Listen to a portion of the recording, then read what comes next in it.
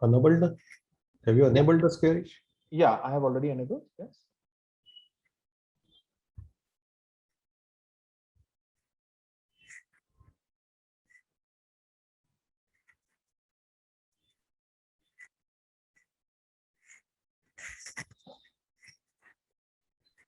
A very good evening to you all. At the outset, I wish to express my gratitude to Dr. Sharbhav Ghosh Dastidar and the team of J Mitra to have given me this opportunity to speak on this such a important but a little bit neglected topic. Ladies and gentlemen, last 1.5 years, we have been totally engulfed by COVID, and day in and day out, if any type of fever has occurred, we have thought of only COVID and only COVID. And in reality, it had happened also so. But now, at many places, the cases have come down and things are opening up. And surprisingly, as soon as the COVID has gone, we have started seeing the tropical fevers in our areas. We are seeing a lot of dengue cases. We are seeing a lot of malaria cases. We are coming across few typhoid cases also. And let me tell you that here at Nagpur, we are coming across some scrub typhus cases also. The scrub typhus is basically has a non-specific clinical presentation. Doctors have very low suspicion index of scrub typhus, and at many places there is a lack of diagnostic facilities, and this has resulted in missing the diagnosis of scrub typhus. And I'm very happy that today this seminar has been organized where we will be discussing only scrub typhus. Now, the symptoms are very vague. Diagnosis is not usually expected, and then how it can complicate the illness and how it can increase the mortality and morbidity that we are going to see today. Our emphasis will be mainly on how severe it is in our Indian subcontinent, what is its frequency in our Indian subcontinent, and how should we make the diagnosis in our routine laboratories. Now let us begin with a case scenario. Now here, there was a 38-year-old male. He was farmer by profession and he was admitted with fever and body ache for 12 days. He had shortness of breath for 2 days and he was treated with some antibiotics about which the details were not available with the patient. On examination in the hospital, the patient was conscious, febrile, and he was definitely in respiratory distress. So the patient had presented with fever and respiratory distress. BP was normal, pulse rate 114, respiratory rate was 36, JVP was not raised, no cyanosis, no edema. He had tender axillary lymphadenopathy and liver was palpable and there was no splenomegaly. Chest auscultation showed bilateral crepitations and CVS and CNS were normal on clinical examination. And the patient had already done the tests for dengue and malaria and both of which were negative. Now, X-ray, X-ray showed such kind of picture. ECG showed sinus tachycardia, echo was normal, blood culture was done and it was sterile, and H1N1 test was negative. As far as other investigations are concerned, hemoglobin was normal, TLC, DLC did not show any leukocytosis, ESR was 38, platelets were just adequate, sugar was normal, blood urea was 50, serum creatinine was 1.4. Sodium potassium were 127, 4.55 and 96 chlorides. Bilirubin was slightly raised 2.1 and SGOT, SGPT transaminases were 206 and 151.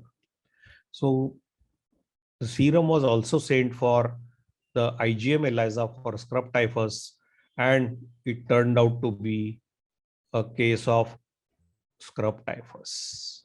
Now, on initial examination, the clinicians had missed the SCHAR.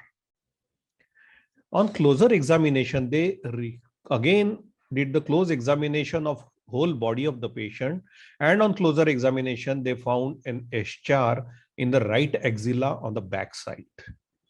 And then he was diagnosed as suffering from the scrub typhus, and he was adequately treated, and the patient went back home after 10 days of hospitalization. Now, this is something interesting, that the patient has manifested to the hospital with the ARDS. And on investigation, it was thought that perhaps scrub typhus could be the diagnosis. And when the other tests were pointing out to some problems with the liver, some problem with the kidney, and definitely there was a huge problem in the lungs. And therefore, the scrub typhus test was advised by the clinicians at the tertiary care center, and the diagnosis could be made and the patient could be treated adequately. Now, this case, it involves all various facets of scrub typhus, which are very, very important as far as our knowledge of the illness is concerned. Initially, I thought that I will speak only about the diagnostic modalities of scrub typhus, but then I thought that since this was supposed to be a mixed group, which I was told by the organizers, I thought that we will have some basic knowledge about other facets, also clinical picture and epidemiology and all those things.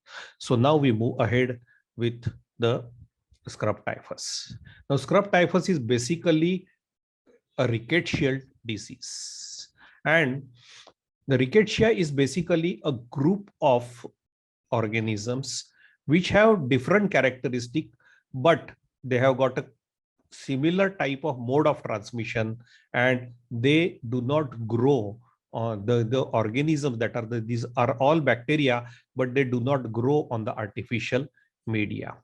So this is a heterogeneous group of organisms, basically with almost similar morphology, and they are grouped together. And nowadays they are divided into two groups: typhus group and the spotted fever group. Typhus group comprises of epidemic typhus, murine typhus, and scrub typhus. And the spotted fever group comprises of Indian tick typhus, Rocky Mountain spotted fever, and rickettsial pox. And previously, Q fever and trench fever were also included in the rickettsial diseases, but now they have been separated because the Q fever agent, Coxiella burnetii, it does not have a vector, and the trench fever agent, it can be grown on the artificial medium. So these two have been removed, and now we are left with typhus group and the spotted fever group. And of this, scrub typhus is today our topic for discussion. Now, scrub typhus is a form of zoonotic disease caused by the bacterium. Now, we know that it is a bacterium, and it is Orientia tsutsugamushi. So it is, genus is Orientia and species is tsutsugamushi.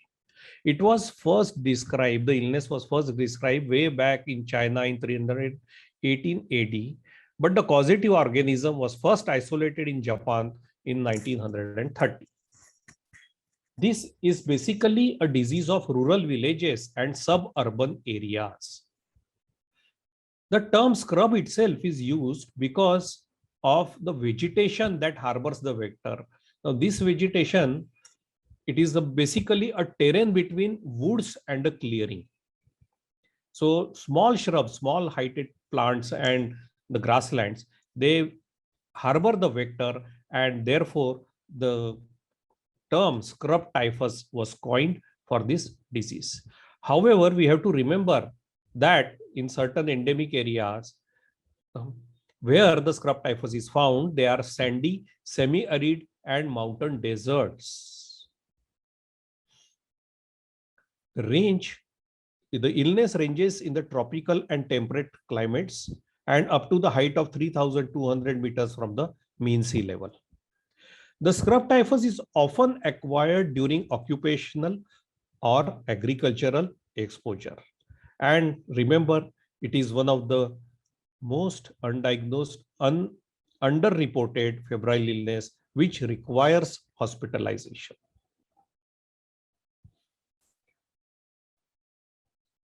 The organism belongs to the family Rickettsia, genus Orientia. It is a small gram-negative obligate intracellular bacterium. The cell wall lacks peptidoglycans and lipopolysaccharides. And there is wide phenotypic and genotypic diversity. All these things have got a relevance while we will be talking about the diagnostic tests. A large number of serotypes are there, and the serotypes which are commonly seen are Karp, Gilliam, Kawasaki, Bourrion, Kato, and Litchfield, which is seen in Australia. It does not have a vacuolar membrane, and hence it grows freely in the cytoplasm of the infected cells. Primary reservoir of the infection is a larval stage of a mite. We call it as a chigger. That larval stage can also be called as a chigger. And the name of it is basically a trombiculate mite, and it belongs to the Leptotrombidium dielense species, and there are other species also. The mites are both the vectors and the reservoirs of the infection. However, there are secondary reservoirs. They are the rodents, that is rats and mice, and the human beings. This Orientia tsutsugamushi is transmitted to humans through the bite of trombiculate mites. The mites have 4 stages in the life cycle: egg, larva, nymph, and the adult. Now, it is the larval phase or the chigger phase which is the only stage that is parasitic on humans and animals. The infection is maintained in nature trans-ovarially from one generation of mite to the next generation, and this is how it remains as the reservoir of the infection. Now, this is a diagrammatic representation. See, these are the adult mites. They, through the eggs, they transmit to the larva. This larva can bite the rats. Now, some other larva can also come and bite this infected rat and can acquire the infection, or it has, and at the same time, this larva has already acquired infection transovarially. So this larva gets converted, it contains the bacterium and in its salivary glands, and then it grows to become a nymph, and then from nymph it becomes to the adult, and this is how the cycle is completed. Now, humans are basically the accidental hosts, and they are basically terminal host also, because when this larva, it comes in contact with the humans, bare human skin, it can bite the human beings and then transmit the infection to the human beings. Otherwise, its cycle continues in the rodents and amongst themselves. Now, where do these vegetations, where do these mites they harbor? They are present in the grasslands. They are present in the moist areas like swamps. They are present in the rice fields, and they are present in the areas around the houses. So these are the locations where if human beings go, they can acquire the infection.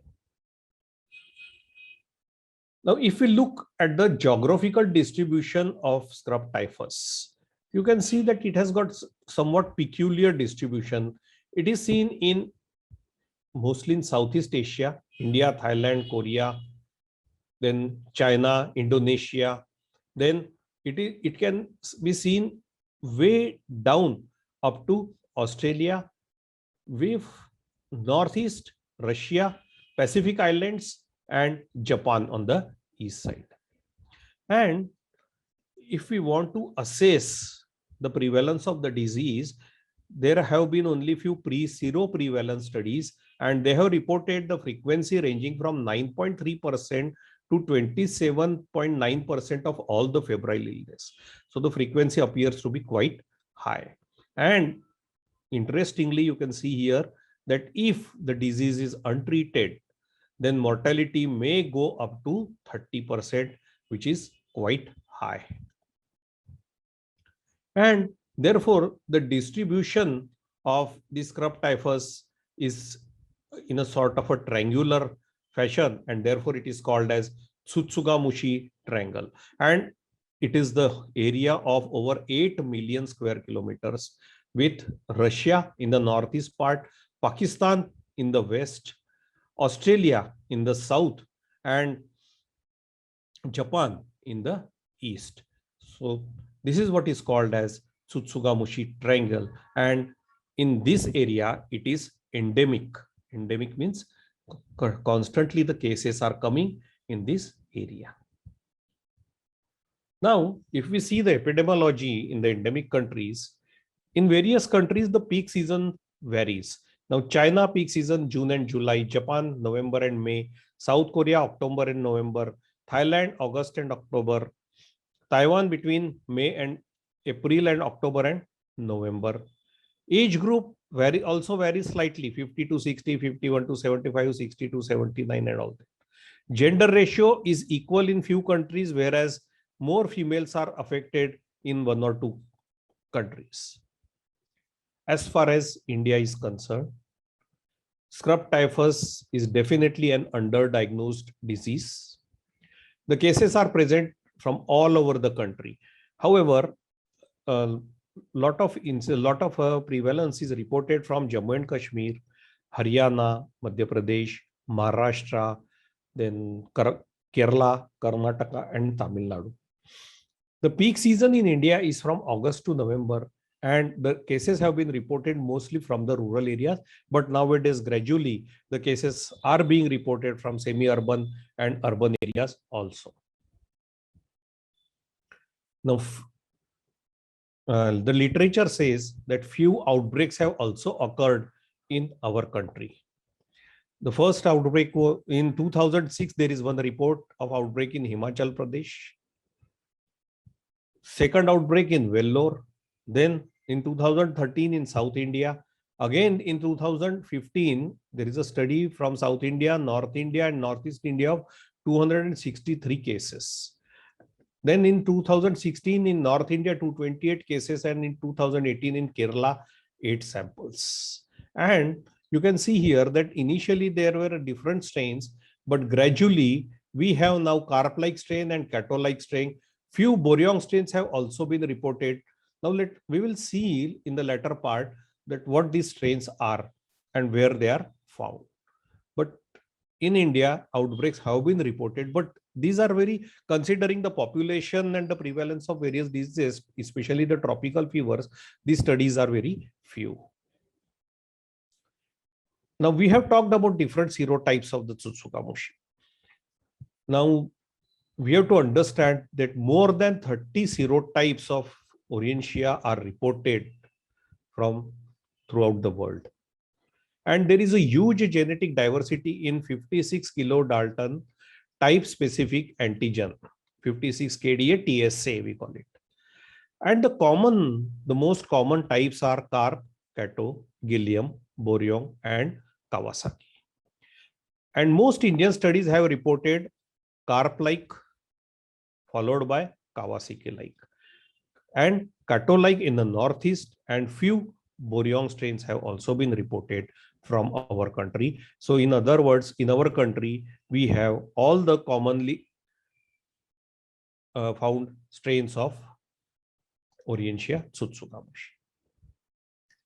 Now, what are the signs and symptoms of this illness? The incubation period is 5 to 20 days after the bite of the chigger. And the mean incubation period is 10 to 12 days. The patient gets fever, rash, myalgia, lymphadenopathy, nausea, vomiting, and he has something what is called as eschar. He may have abdominal pain, or he may even have non-specific flu-like symptoms. Now, these are quite non-specific symptoms for a tropical fever. Now, what is this eschar? Now, this eschar are basically painless ulcers up to 1 centimeter in size with a black necrotic center which resembles the mark of a cigarette burn. Usually, a single eschar is seen on the neck, axillae, chest, abdomen, or groin. But multiple eschars have also been documented. Now, more importantly, eschar on moist intertriginous surfaces like axilla, scrotum, perianal region may be missed if not looked into carefully because they may lack the black scab and appear as shallow yellow-based ulcers without surrounding hyperemia.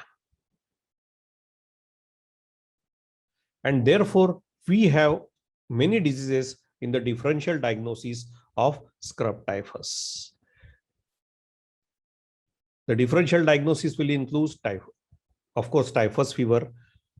Other typhus fevers are there: dengue, leptospirosis, typhoid, malaria, infectious mononucleosis, and viral hemorrhagic fever. So we have to differentiate scrub typhus from other typhus fevers and all these diseases.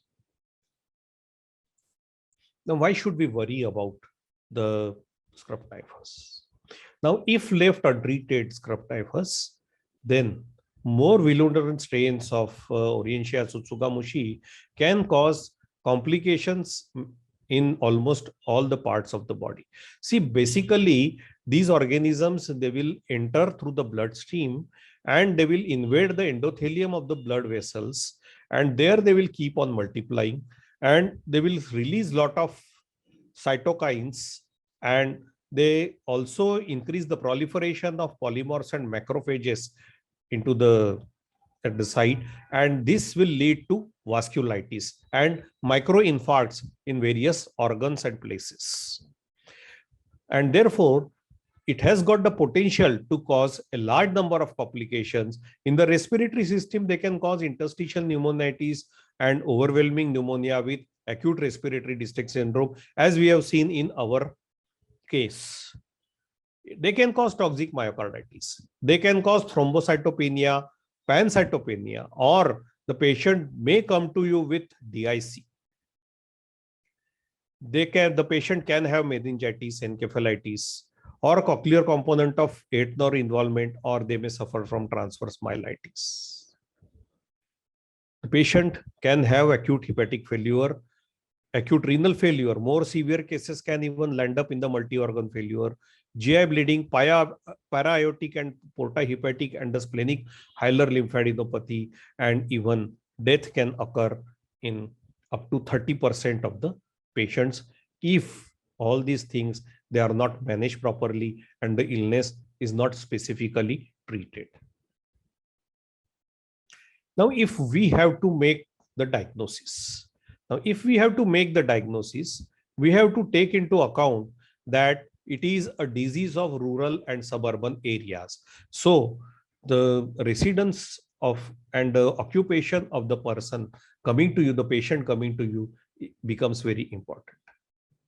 We have to understand that diagnosis is difficult in acute stage of disease. Why, we will see in the latter part of this seminar. And we have to apply the principles of epidemiological, clinical, and laboratory tests.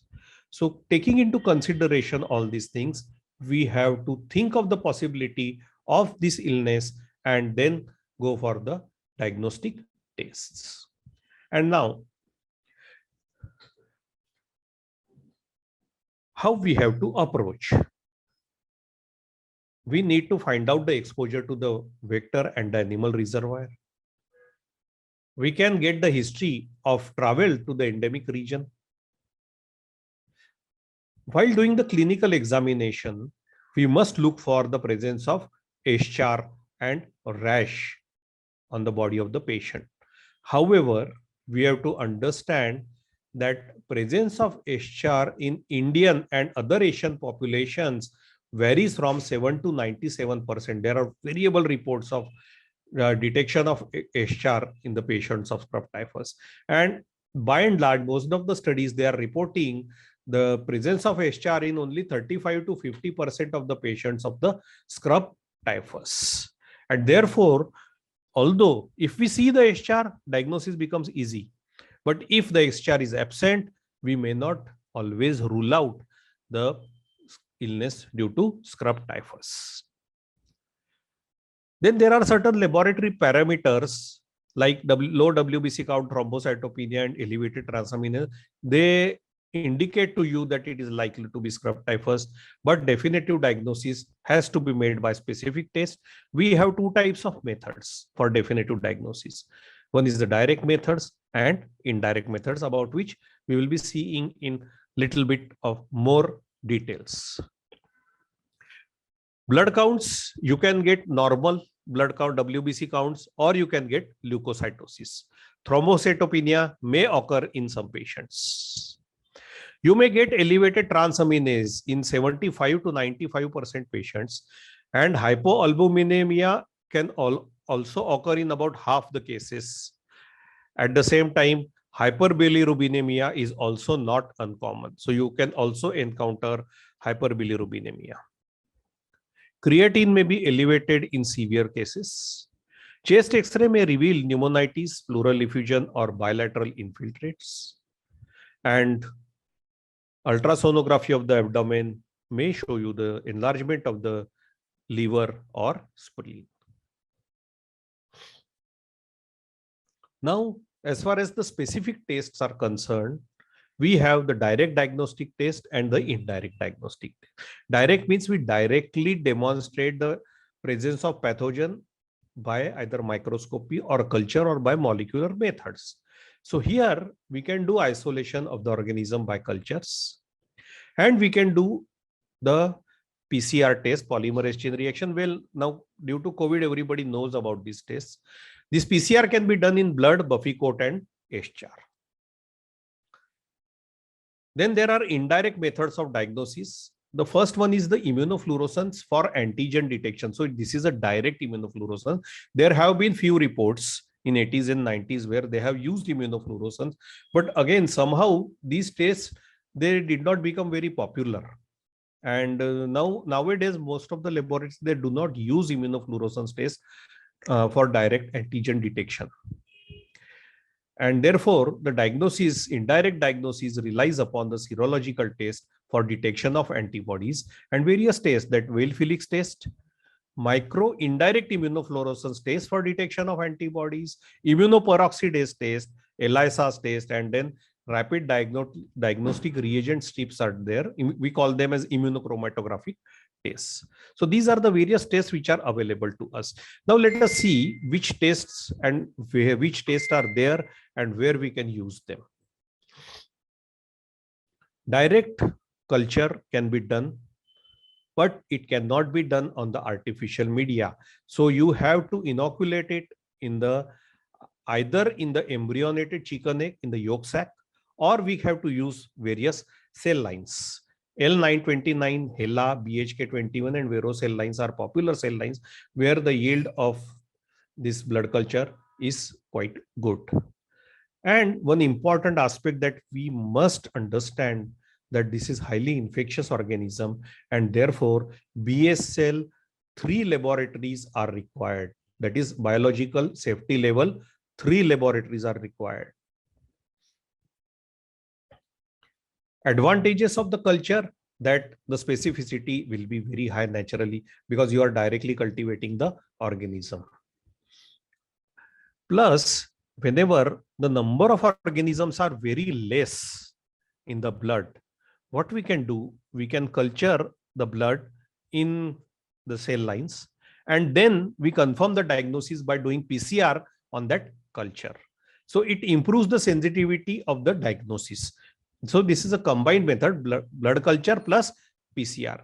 And at the same time, this blood culture can be used as a transport tool also, from if you have to make the diagnosis in the remote places. So you can send the cell culture bottles there, collect the specimen, inoculate in the cell culture bottles, and then transport those bottles themselves to the central laboratory for doing the PCR test.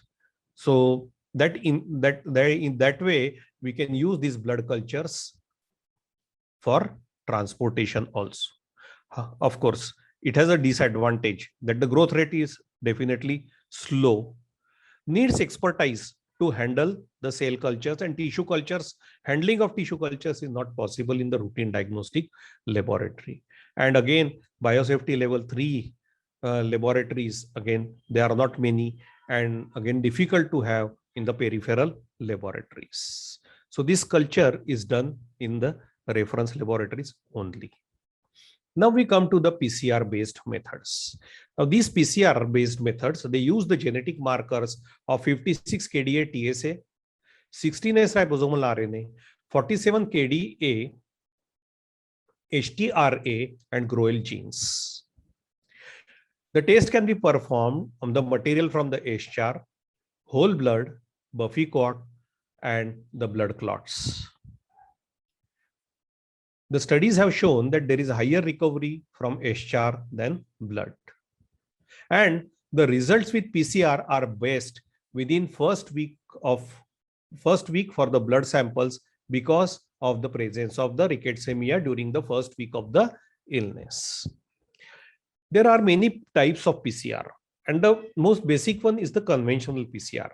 So if you are doing conventional PCR from the specimen from HCHR, the results are quite good, but it has a low sensitivity and specificity in blood specimens because of the contamination occurring due to lot of human DNA present in the blood specimen.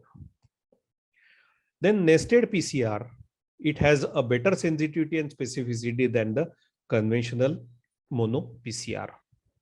And nowadays, the real-time PCR has become very, very popular, and a large number of laboratories have this facility. And in the real-time PCR also, we can use the multiplexing, which increases the sensitivity and specificity of the detection.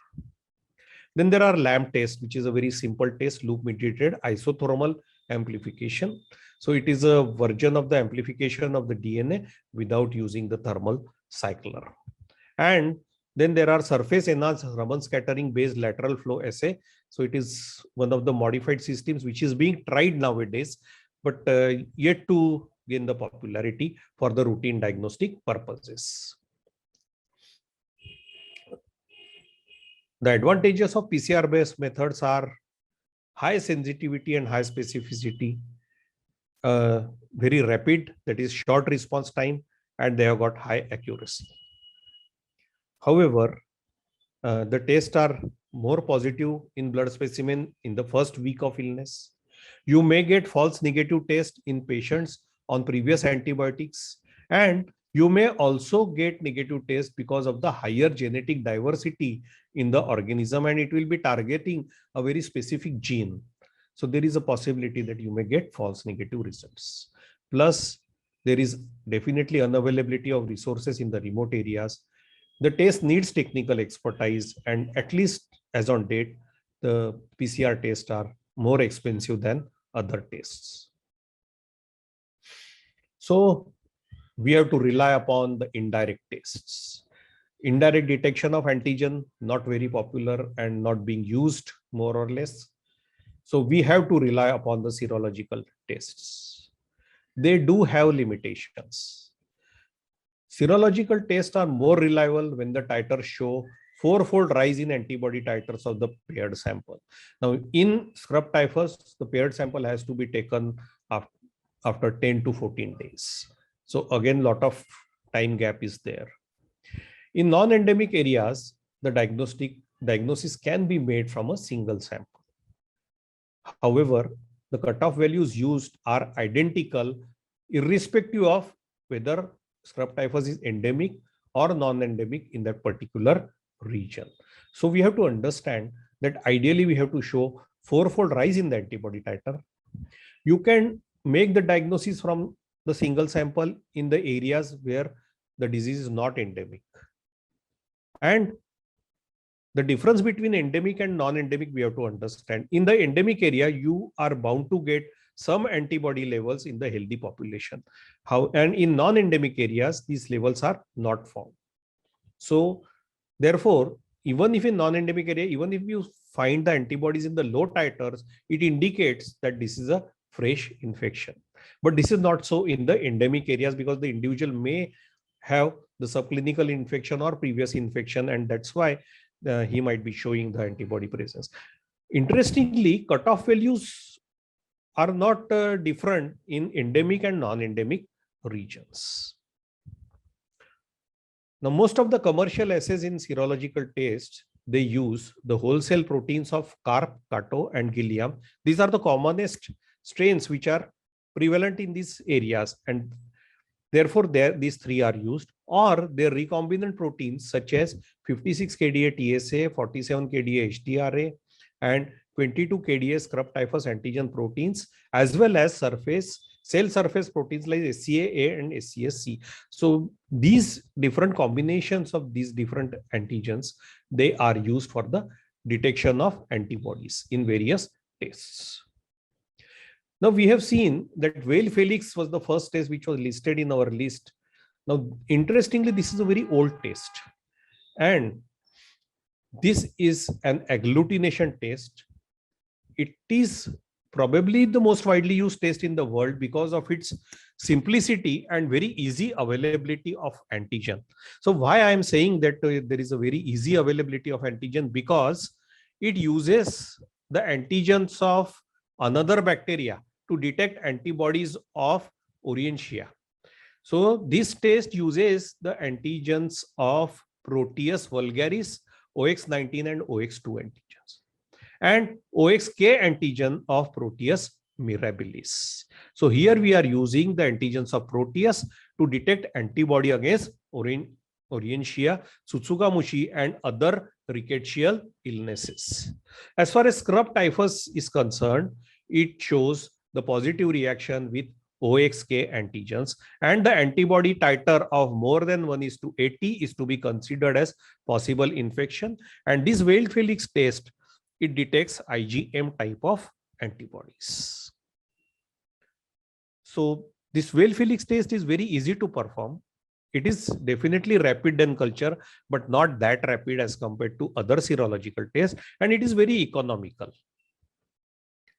However, it has got a low specificity because it is using the heterophile antigen, and it shows a lot of cross reactivity.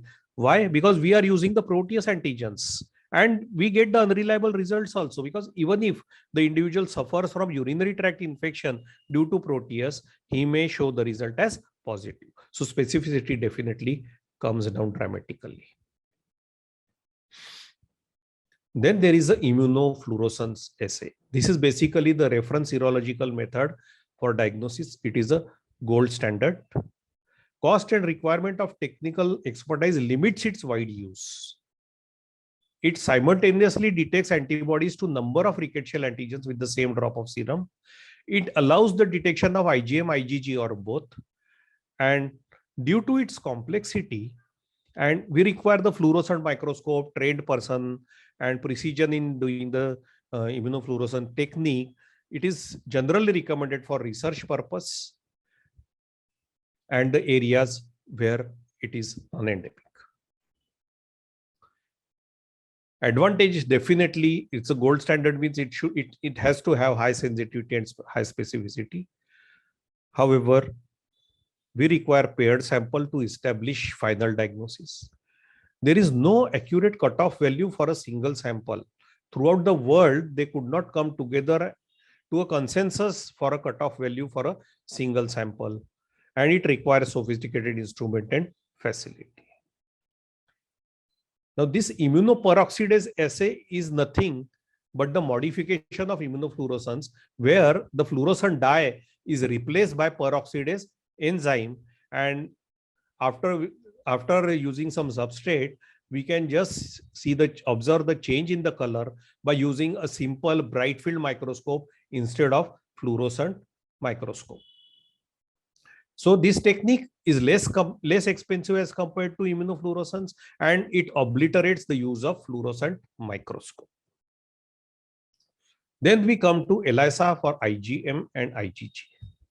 Now, the ELISA techniques, particularly which detects IgM, it is called as IgM capture assay for serum. They are probably the most sensitive test and most available for rickettsial diagnosis. IgM ELISA is most widely used test. Significant IgM antibody titers is observed at the end of the first week of fever. And IgG antibodies appear at the end of second week. Now, if there is reinfection, then IgG antibodies will appear within 6 days. In 6 to 7 days, IgG antibodies will appear, whereas appearance of IgM antibody is variable and not consistent in the reinfection. So again, although for most of the diagnosis, we rely upon IgM antibody, IgG antibody can also has the importance when we diagnose the reinfection, or if we have to do the seroepidemiological surveys, then we must test for IgG by ELISA test. Very quickly, let us, since this is the most commonly used technique and most of the peripheral laboratories use this technique, for the benefit of the junior colleagues, let me very quickly, and who are not microbiologists, let me very quickly tell you the test principle of the IgM ELISA. Now here, these are the microtiter plates, and this is called as the well. One single unit is called as the well. And the scrub and typhi antigens are coated at the bottom of the wells. Now here we add the patient serum. Now if the patient serum contains antibody, they will get attached to this antigen and they will stuck there. Then we do the washing. So all the unbound antibodies will be washed away, only bound antibodies will remain here. Then we add anti-human IgM linked antibody linked to the enzyme, that is anti-IgM antibody, which is conjugated with an enzyme. Now this anti-antibody will get attached to the antibody. So this is an antigen which is coated on the well, to which IgM antibody is attached and to which conjugate has attached now. So again, we do the washing to remove all the unbound conjugate. Now we add a substrate. Now substrate is a substance which has got a certain color, and when the enzyme breaks it down, the color changes. Now when we add this substrate here, what will happen? If the antibody is there, then conjugate has remained here. The conjugate has the enzyme which will act on the substrate and will change its color. You can see it here in the wells that there is a change in color here, and the color has not changed here and here. So it means that here it is positive, and where the color has not changed, there is no antibody in the human serum. And so the change of color indicates the positive result. Now, if we compare Weil-Felix test, which is a simple agglutination test, with that of the ELISA, you can see here that here we are using the heterophile antigen, that is protease antigen, and here we are actually using the recombinant antigen of Orientia. Time, this test gets completed in 2 hours, ELISA, and Weil-Felix, it takes overnight. Ease of performing, Weil-Felix very simple, but again consumes time. This is easy, but technically more demanding than Weil-Felix. Cost, this is very cheap, and this is not that cheap, but it is cost effective. Now here you need to have a paired sera and you have to show 4-fold rise. In ELISA, the diagnosis can be made by a single serum because throughout the world, the cutoff has been established for IgM ELISA. And therefore, the result interpretation is objective because cutoff based on the calculation on the normal sera. And in Weil-Felix, it is very subjective because there is no consensus on single significant titer. Antibody tested, mainly IgM. Here, there are separate assays for IgM and IgG. So we can specifically get the idea about the IgM antibody and IgG antibody. And again, sensitivity of Weil-Felix 30 to 60, specificity 60 to 90, which is far less than sensitivity of the ELISA, which is 93 to 97% sensitive and 91 to 95% specific. And now the last test, that is the immunochromatographic test. It is the point of care diagnostic system. It is basically a recombinant mix of 56 kDa outer membrane protein of, again, these 3 common strains are used as the capture antigen. It detects IgM and IgG antibodies both. Sensitivity and specificity is comparable with the other assays. It is more sensitive and specific than Weil-Felix and passive hemagglutination. It's little bit less sensitive as compared to ELISA. It is rapid, easy to use and economical, and it is useful for screening, especially in the rural areas. Again, for our benefit, this is the strip. Here you have to put 10 microliter of specimen, then you put 2 drops of buffer and wait for 20 minutes, you get such type of results.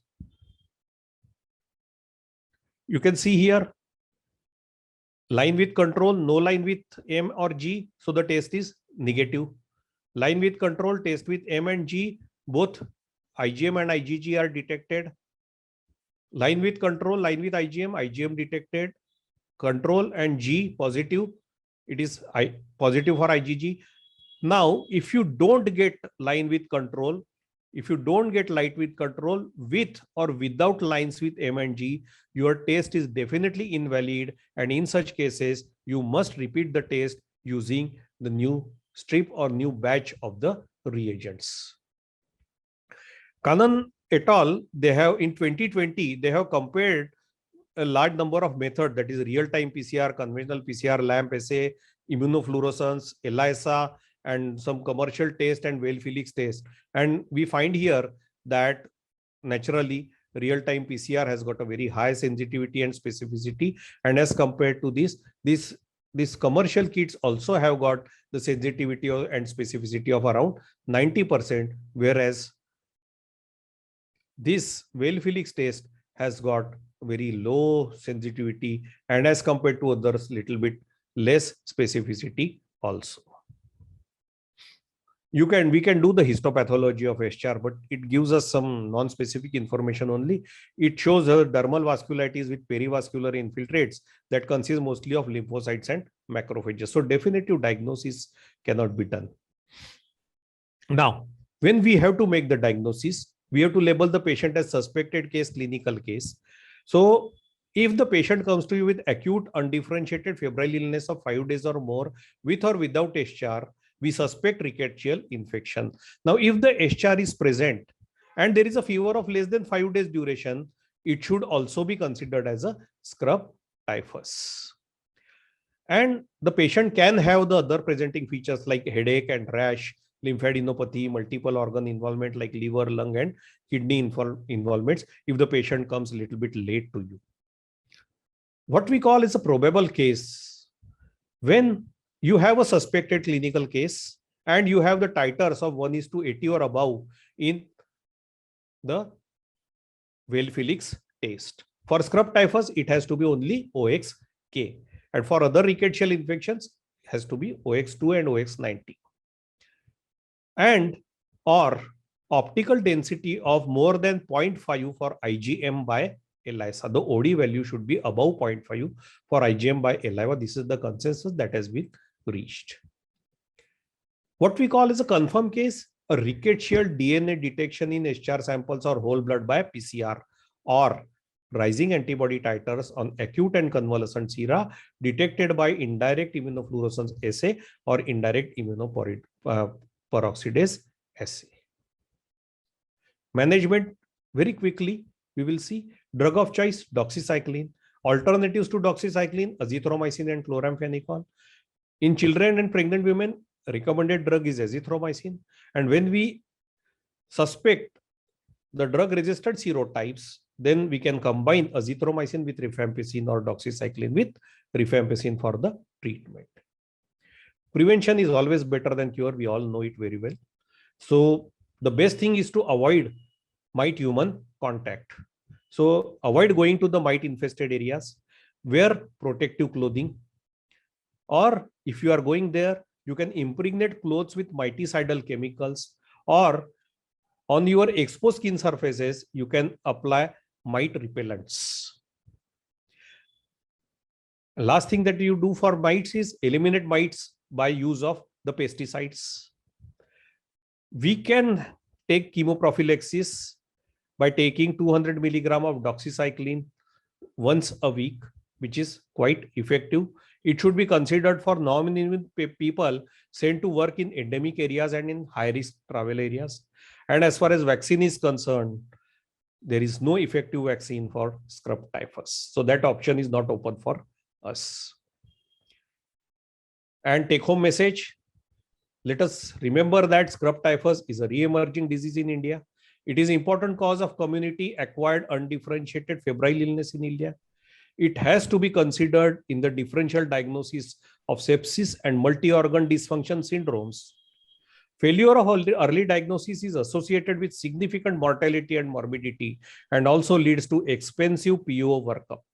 Search for an discharge in the hidden areas for the body. Doxycycline is the drug of choice and diagnosis is done by IgM scrub typhus ELISA. These are some of the references. Thank you very much for your patient listening. Thank you, Dr. Thakur. It was a really eye-opening presentation, I would say. And to be very honest with you, even I have learned few things in the due course of presentation. Like specifically to say, the strain prevalence in India, I was absolutely not aware and how it was moving ahead. You have really, what you can say, highlighted that part. There are a few questions which are lined up for you. I would take the precedence of Dr. Ashok Pathak from Nagpur itself. He's asking about like what is the prevalence of scrub typhus in and around Nagpur district? Actually, the prevalent studies are very few in India, but in Nagpur also we are doing the IgM ELISA, and let me tell you, we do not have the systematic data, but let me tell you from my experience that per day, if I'm doing 10, I'm getting 2 or 3 positive for IgM antibodies. So, sir, this is actually what I want to like to know. Like, this is only prevalent during the special seasons, or it is round the year? No, as I have already told you that from August to November, every year it comes during this time only, and then they disappear as the heat increases in the early months of summer and all those things.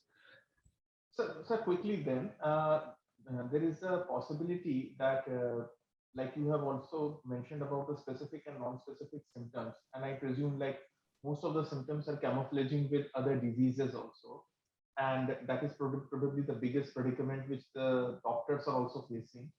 So you want to point out, sir, that the identification of Shigards are the and HRs are the biggest thing which a person should be what you can say looking for, other than any other febrile illness symptoms.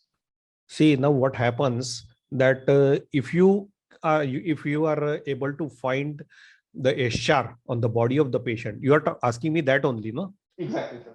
Yeah. So if you find the HR on the body of the patient along with the symptoms, the diagnosis is relatively easy. You are 98% times correct. But in India and in the Asian countries, the presence of HR itself is seen only in 35 to 50% cases. So even if the HR is absent, you have to think about scrub typhus, and you should go for the laboratory confirmation by the IgM ELISA. Sir, there is a question which is asked over here. They're saying that nevertheless that there is a particular season for scrub typhus. Okay, and we have also seen that being a vector-borne disease, there are other diseases which are also getting manifested at the same time. Now, as you have rightly said, that it becomes very difficult in the absence of HRs how to detect it. Now, keeping in mind, is there any possibility that there will be a cross infection between two vector-borne diseases, including scrub typhus? I don't think so, because the vectors are altogether different. No, there are lice, there are mites, there are fleas. So like that, the vectors themselves are different. Okay. And sir, last but not the least, this is my question, sir, totally. Sir, I have read it in the ICMR guidelines, in the routine guidelines of COVID, and they have changed it and modified it as the time has prevailed during the COVID protocols. So in one of the guidelines, they had mentioned it very clearly that we have to be very vigilant about vector-borne diseases, and at one point they had even mentioned scrub typhus. Now, since we are living in this pandemic, what kind of what you can say challenges you think can be there in a COVID-related patient with respect to scrub titers? How would they behave? See, when the COVID was there, we had only COVID and only COVID. All the hospitals, they were overwhelmed with the COVID only, and surprisingly we were not even getting the request for testing for the scrub typhus. So most of the fevers were COVID mostly, right? But now we have been encountering lot of opportunistic infections post COVID. So we don't know anything yet about the exposure of the COVID positive patients in the post COVID period to the mites, and they're suffering from the scrub typhus, and what will be the severity of the disease. It is expected that the severity could be more because in COVID lot of steroids are given which suppresses the immunity, and if during that post COVID period if somebody suffers from scrub typhus, it is likely to be more severe and give rise to more complications as compared to the routine patient. But we still don't have any data on this aspect. Unfortunately, in our region, we don't even have a systematic data about the prevalence of the scrub typhus, not even zero prevalence. Very few studies are there when we That's right, sir. are in the literature. Sir, actually, this brings to my one particular query is, sir, you have been expert and you have already cited so many references, and you have rightly said that there are multiple pockets where it is more prevalent compared to the other areas. So do you really think, like in this country, we do have national surveillance program for dengue, malaria? Do you think that it is the right time to actually incorporate a national surveillance program for scrub typhus also? Actually, the people from MGIMS Sevagram and the veterinary college, they have come together along with ICMR, and they have started with the program of diagnosis of zoonosis and prevention of zoonosis, and they are working on it. The studies are going on. So very soon we will start getting the results of these aspects also. Well, Because zoonosis has been grossly neglected. And Exactly. secondly, as far as scrub typhus is concerned, in the private practice, what happens that if the patient is not improving after doing the standard test, instead of testing specifically for the rickettsial pathogens, they would like to give doxycycline or azithromycin to the patient. So they are more treated empirically than treated specifically. So that is the problem we face. You have rightly said it. So I think I am not a clinician, but I would say that aggressive treatment is the last resort to clinicians, I think. So, Yeah. well, on that note, I would say that Dr. Thakur, it has been a real pleasure to have you on board today, and you have really, what you can say, enlightened us with the recent epidemiological patterns and all the nuances of this particular disease. Now, before I sign off, just a token of appreciation from our end, sir. So this is a certificate of appreciation for you, sir, and we thank you a lot for this particular presentation you have given. Shortly, you will be getting a hard copy of it. One of our colleagues will be reaching out to you very soon. Thank you very much. And I really hope to see you in the near future with some more details on vector-borne diseases and infectious diseases. So to all the participants over here, thank you for joining us today. And we will be continuing our Unitra Scientific Seminar on few more topics in the coming days. So stay tuned and please visit our social media handle for the information coming up. Thank you, Dr. Thakur, and thank you to all the participants. Thank you very much, and thanks to all the participants, and especially I see some of my teachers and my colleagues who have also joined. Wow, wonderful. So I'm very happy. Well, thank you, Dr. Thakur, and thank you to all the participants. Yeah. Enjoy your week.